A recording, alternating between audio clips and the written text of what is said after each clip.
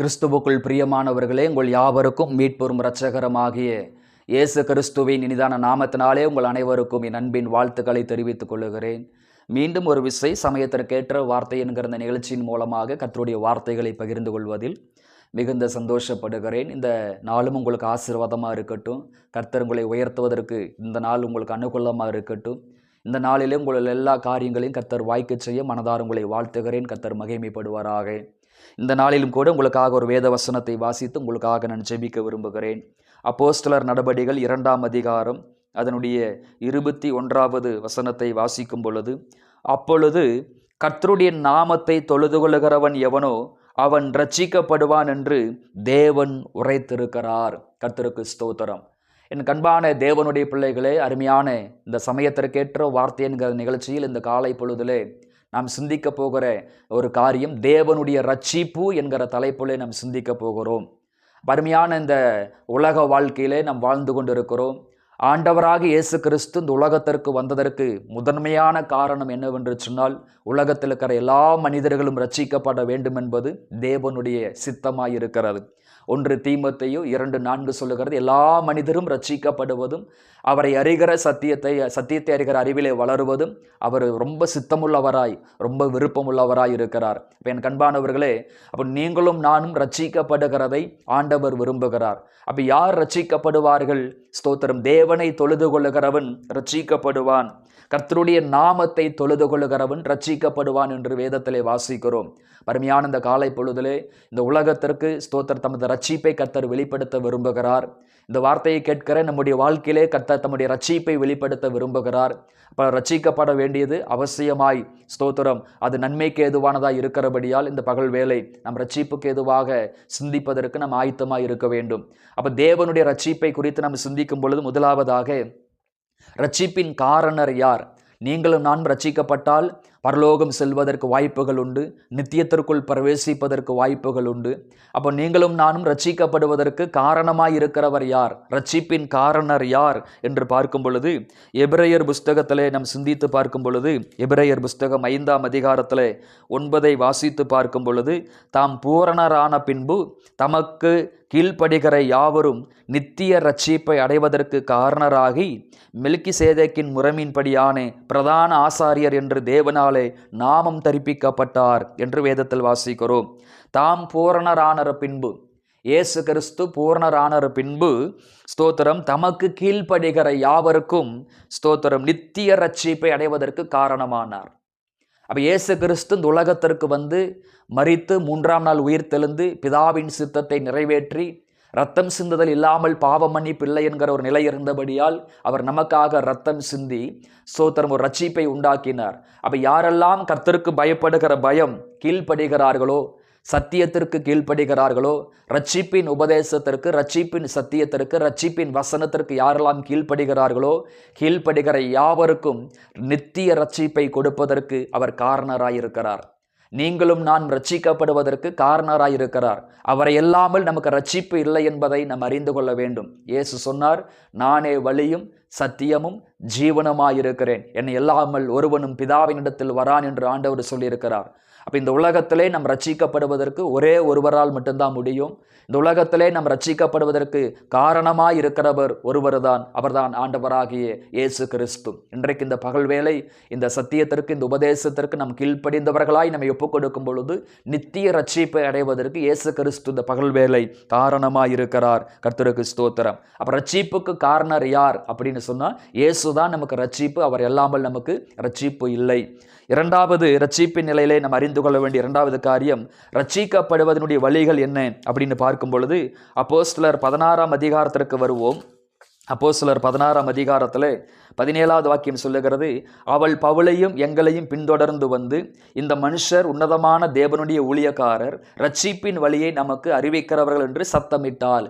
அப்போ பவுலும் மற்ற தேவ மனிதர்களும் மக்தோனியா தேசத்தில் ஊழியம் செய்து கொண்டிருந்த பொழுது மந்திரவாதம் செய்கிற ஒரு சகோதரி, ஒரு பெண்மணி அந்த தேவ ஊழியரை பார்த்து சொல்லுகிறார், ரட்சிப்பின் வழியை நமக்கு அறிவிக்கிறவர். அப்போ முதலாவது நம்ம பார்த்தோம், ரட்சிக்கப்படுவதற்கு காரணமாக இருக்கிறவர் ஆண்டவராகிய இயேசு கிறிஸ்து. ரெண்டாவது, ரட்சிப்புக்கு எது வழியை உண்டாக்குகிறது, ரட்சிப்பின் வழி எதன் மூலமாக உண்டாகிறது என்று பார்க்கும் பொழுது, அதே அப்போஸ்தலர் நடபடிகள் 16ஆம் அதிகாரத்தில் 31, 32 வாசிக்கும் பொழுது 30 அவர்களை வெளியே அழைத்து கொண்டு வந்து, ஆண்டவன்மாரே, ரட்சிக்கப்படுவதற்கு நான் என்ன செய்ய வேண்டும் என்றான்.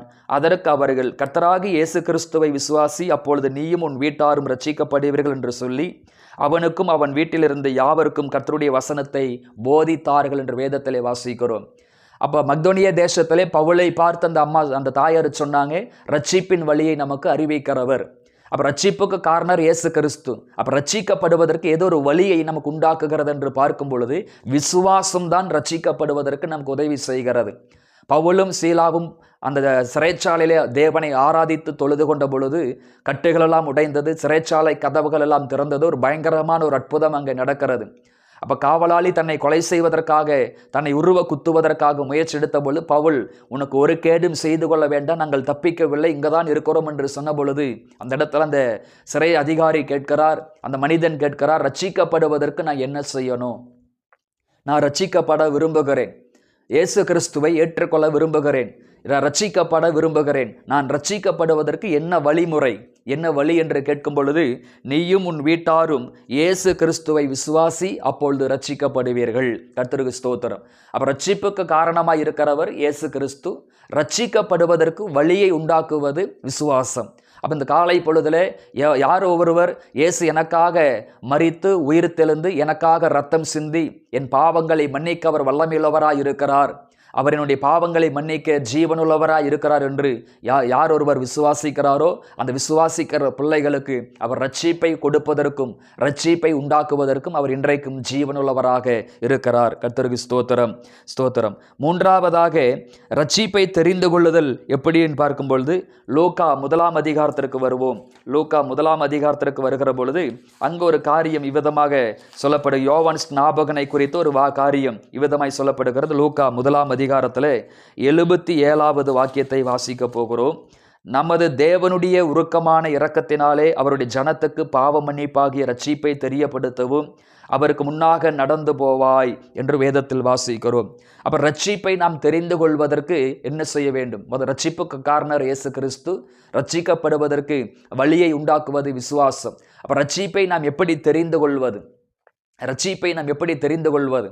அந்த ரட்சிக்கப்படுவதற்கு நாம் விசுவாசிக்க வேண்டும். அப்போ விசுவாசிப்பதற்கு நாம் என்ன செய்ய வேண்டும் என்று சொன்னால், அந்த ரட்சிப்பதற்கு ஒரு வழிமுறை என்னவென்று சொன்னால், ஸ்தோத்திர வசனத்தின் மூலமாக தான் நாம் ரட்சிக்கப்பட முடியும். எப்பொழுது ஒரு மனிதன் ரட்சிக்கப்படுவதற்கு விசுவாசம் தேவை. அப்போ அந்த மனிதனுக்குள் எப்பொழுது விசுவாசம் வரும்?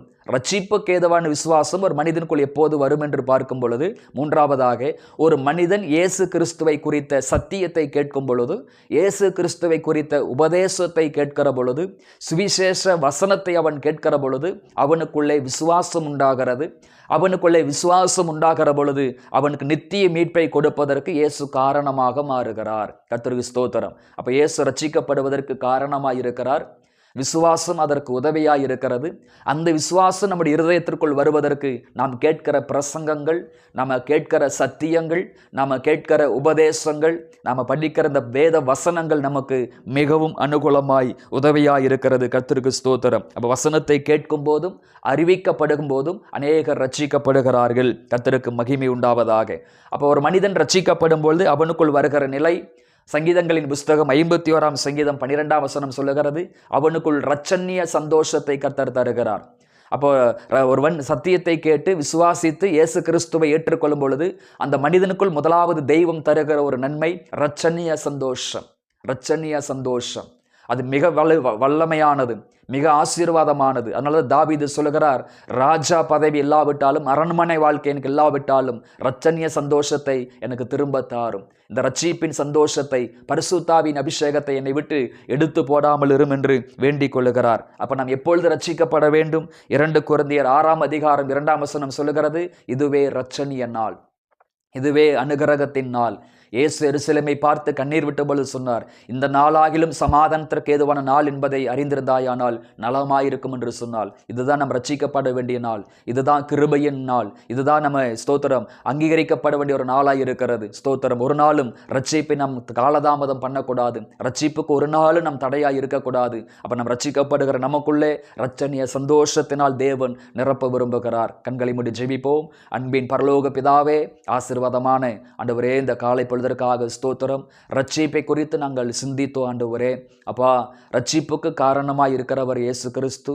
ரட்சிக்கப்படுவதற்கு ஒரு வழியை உண்டாக்குவது விசுவாசம். அந்த விசுவாசம் எங்களுக்குள் உண்டாவதற்கு வேத வசனங்கள் ஒரு காரணமாய் இருக்கிறது.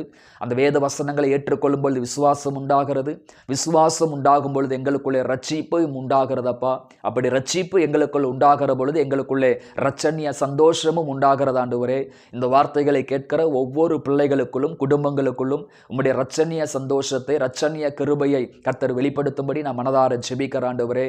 ரட்சிப்புக்கு விரோதமான எல்லா தடைகள் இயேசுவின் நாமத்திலே மாறட்டும். வேத வசனங்களை அறிந்து கொள்ள, சத்தியத்தை அறிந்து கொள்ள, ரட்சிப்பை அறிந்து கொள்வதற்கு ஆவியானவர் உதவி செய்யும்படி நான் மனதார ஜெபிக்கிறேன். இந்த வசனத்தை கேட்ட ஒவ்வொரு பிள்ளைகளையும் ஆசீர்வதியும், கிருபைக்குள் மறைத்துக் கொள்ளும். இயேசுவின் நாமத்தில் பிதாவே, ஆமேன், ஆமேன். கிறிஸ்துவுக்குள் பிரியமானவர்களே, இந்த வார்த்தைகளின் அடிப்படையிலே ஆண்டவர் உங்களை ஆசீர்வதிப்பாராக. God bless you.